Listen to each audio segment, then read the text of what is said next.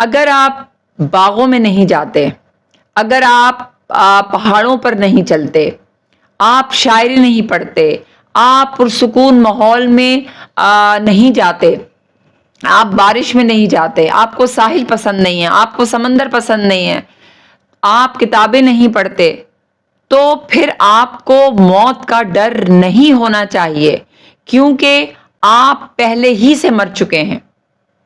یعنی ان نکات کا، ان باتوں کا کیا مطلب ہے؟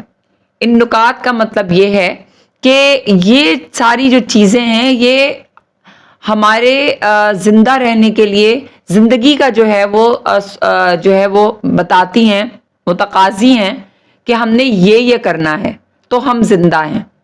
زندہ صرف یہ نہیں کہ ہم نے کھانا کھا لیا اور ہم زندہ ہیں اور یہ سب، زندگی ان چیزوں میں ہے، زندگی ان رونقوں میں ہے، اور وہ یہ سب کچھ آپ کو خود پیدا کرنی ہے۔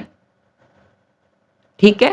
کوئی آپ سے نہیں آ کے کہے گا کہ یہ کرو اور یہ کرو، کسی کو کیا ضرورت ہے؟ ضرورت آپ کو ہے، آپ کو خود کو ہے۔ تو یہ تمام چیزیں آپ دیکھیے کہ کون سی ایسی چیز ہے جو آپ کے اندر نہیں ہے، اور اگر نہیں ہے تو کیوں نہیں ہے؟ آپ کا کیا خیال ہے؟ مجھے ضرور بتائیے گا۔ آپ کے وقت کا بہت شکریہ۔